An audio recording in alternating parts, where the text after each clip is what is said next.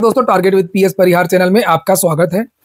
आज के इस वीडियो में हम बात करेंगे यूपी ट्रिपल एससी की भर्ती की, आरओ की और आशुतोष पांडे राजन की गिरफ्तारी की, सरकारी नौकरियों में अब 62 साल अधिकतम उम्र और बीपीएससी रिजल्ट की।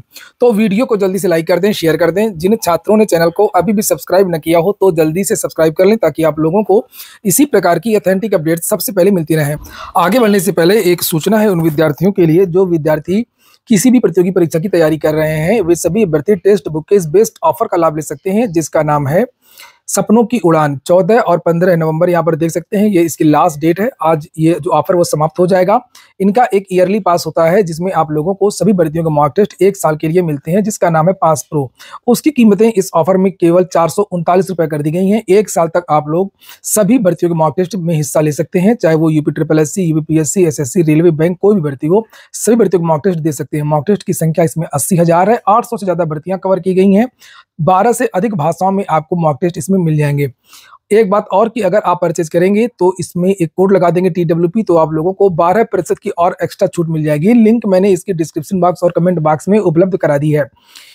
चलिए बात करते हैं सबसे पहले आशुतोष पांडे की और राजन तिवारी की।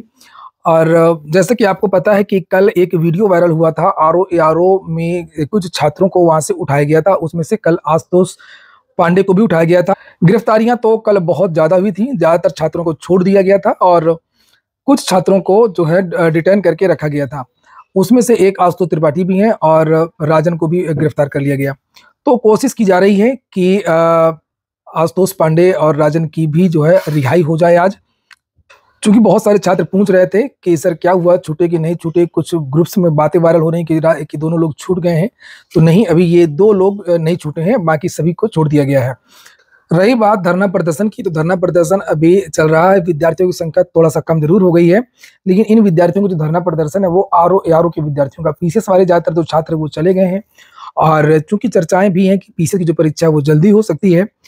और बच्चों की गिरफ्तारी को लेकर के एक ट्विटर अभियान भी लोग चला रहे हैं। मैंने भी इन विद्यार्थियों के समर्थन में ट्वीट भी कर दिया है। व्यक्तिगत स्तर पर भी कोशिश की जा रही है। जो आरओ में गिरफ्तारी भी थी, अभी ट्विटर खोला तो इसमें एक और न्यूज निकल करके आई जिसे आप देख सकते हैं। इसके बारे में आप लोग क्या कहेंगे, ये देखिए भारत समाचार के हवाले से ये जानकारी दी गई है। चलिए हम लोग अब बात करेंगे पीसीएस आरओ एग्जाम को लेकर के कि आखिरकार पीसीएस का एग्जाम कब हो सकता है और आरओ का कब हो सकता है। देखिए अभी कोई डेट डिसाइड नहीं हुई है। कल तो आनंद फानन में आपकी जो परीक्षा है उसका जो प्रस्ताव है उसको बदल दिया गया है। 1 शिफ्ट 1 डे पूर्व की तरह कहा गया है, फिर से परीक्षा केंद्र बनेंगे। लेकिन पीसीएस का जो सत्र है वो शून्य ना हो, पीसीएस के बारे में कोशिश की जा रही है कि आपका पेपर जो है वो दिसंबर माह की ही कोई तारीख में हो सकता है। दिसंबर लास्ट तक किसी न किसी तारीख में आपकी जो पीसीएस की परीक्षा है वो हो सकती है। आरओ तो चूंकि नियमित भर्ती नहीं है, आरओ में बदलाव हो सकता है कि आरओ अगर 1 डे 1 शिफ्ट में होता है तो आरओ में देरी लगेगी। फिलहाल कमेटी का गठन किया गया। ऐसा भी नहीं है कि आरओ का पूरी तरीके से रास्ता बंद ही है, रास्ता थोड़ा सा है। लेकिन मैं बता दूं आरओ में विद्यार्थी बहुत ज्यादा है और कोई ये ना समझे कि भाई हमने पीसीएस के लिए कर दिया तो आंदोलन कमजोर होगा। आरओ का जो धरना प्रदर्शन है वो पेपर लीक के समय भी हुआ था। उसमें पीसीएस के छात्र नहीं थे, केवल आरओ के ही छात्र थे और बहुत बड़ा धरना प्रदर्शन वो भी था। तो थोड़ा सा अभी आप लोग इंतजार करिए। लेकिन जो पीसीएस वाले छात्र हैं वो दिसंबर को मान करके ही चलें, दिसंबर में ही अब टारगेट करें और उसी के लिए तैयारी करें। अभी कोई डेट है ही नहीं तो मैं कहाँ से बता दूं। लगातार विद्यार्थी कल की वीडियो में भी, सुबह वाले वीडियो में भी, शाम वाले वीडियो में भी कमेंट कर रहे थे और मैं निश्चित तौर पर आप लोगों को सबसे पहले और ऑथेंटिक जानकारी दूंगा कि पीसीएस का जो एग्जाम है वो कब होगा, और ताकि अब यहाँ वहाँ ज्यादा भटकेंगे नहीं। आप लोगों को बहुत सारे छात्रों ने इसको लेकर के बहुत गुमराह किया है। और आरओ में 1 डे करते हैं कि नहीं करते हैं, क्या है क्या नहीं है, अभी चीजें चल रही हैं। सब रोज कमेटियां का गठन हो रहा है, रोज विचार हो रहा है, रोज मीटिंग्स हो रही हैं। तो अभी आरओ के बारे में मैं कुछ नहीं कहूंगा जब तक आरओ के बारे में निश्चित ना हो जाए कि ये पेपर 1 डे 1 शिफ्ट में होगा या 2 शिफ्ट में होगा।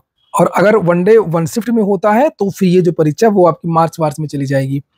तो ये बात तो हो गई आप लोगों की आरओ एग्जाम को लेकर के और छात्रों की गिरफ्तारी को लेकर के। अगली जो सूचना है वो यूपी ट्रिपल एससी की है। यूपी ट्रिपल एससी में जूनियर असिस्टेंट की एक नई भर्ती का विज्ञापन आप लोगों को इसी महीने लास्ट में इसका जो विज्ञापन है वो देखने को मिल सकता है। लिख दे रहा हूं मैं यहाँ पर, नवंबर लास्ट। पेट 2023 से ही आएगी। पेट 2023 के जो विद्यार्थी हैं वो इसमें आवेदन कर सकते हैं।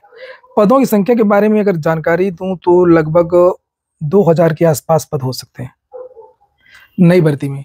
तो जूनियर असिस्टेंट की आप लोगों को एक नई भर्ती देखने को मिलेगी, जिसमें से 2000 पद आपको देखने को मिलेंगे। बाकी पुरानी भर्ती के जो छात्र भी अपनी पढ़ाई करते रहे, आपकी जो परीक्षा है वो फरवरी मार्च के महीने में हो सकती है। कुंभ मेला से कोई ज़्यादा प्रभाव नहीं पड़ता है। इलाहाबाद में सेंटर नहीं होगा तो अन्य जिलों में सेंटर होगा, क्योंकि इसमें विद्यार्थियों की संख्या काफ़ी ज़्यादा है। 5500 की जो वैकेंसी आई थी मैं उसकी बात कर रहा हूँ। और अगली जो सूचना है वो है सरकारी नौकरियों की अधिकतम उम्र अब 62 साल हो सकती है। लिखा लागू नहीं हुआ है और अभी ये कैबिनेट की मोहर केवल लगी है। लिखा केंद्रीय कैबिनेट ने सरकारी सेवाओं में रिटायरमेंट की उम्र को 60 साल से बढ़ा करके 62 साल करने की मंजूरी दी है। यह फैसला कई कारणों से लिया गया है। इसमें बढ़ती जीवन प्रत्याशा, कहना कि ये है कि लोग अब जो है लोग ज़्यादा जीते हैं। साथ में ये भी एक तर्क है कि इनका एक अनुभव होता है पुराने कर्मचारियों का, और पुरानी पेंशन का भी दबाव है। तो बहुत सारी चीज़ें उसको लेकर के ये चीज़ें हैं। लेकिन बात यह है कि जब युवा होते हैं तो वो ज़्यादा तेज़ी से काम करते हैं, या जो पुराने लोग होते हैं वो ज़्यादा तेज़ी से काम करते हैं। केंद्र सरकार के लगभग 23 लाख कर्मचारी हैं और 23 लाख कर्मचारियों को इसका लाभ मिलेगा।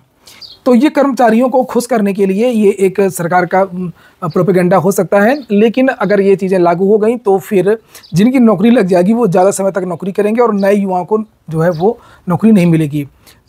एक तरफ बेरोजगारी बढ़ेगी, पदों की संख्या कम होगी, और दूसरी तरफ ये जो वृद्ध, चूके हुए, थके हुए, जो बीमार कर्मचारी हैं वो आप लोगों को ऑफिसों में मिलेंगे। यहाँ पर जो लिखा हुआ कि बढ़ती हुई जीवन प्रत्याशा, ये वाली जो बात लिखी हुई है इसका कोई मतलब नहीं है। अब आजकल तो ज़्यादा शुगर, डायबिटीज़, ब्लड प्रेशर, बहुत सारी बीमारियाँ तुरंत ही स्टार्ट हो जाती हैं। पहले ये बीमारियाँ इतनी नहीं थीं। पुराने कर्मचारियों का बीपी इतना तेज़ रहता है कि वो ढंग से बात तक नहीं करते हैं ग्राहकों, यात्रियों से। लेकिन ठीक है, वोट बैंक की राजनीति है, चूँकि छात्रों का कोई संगठन नहीं है।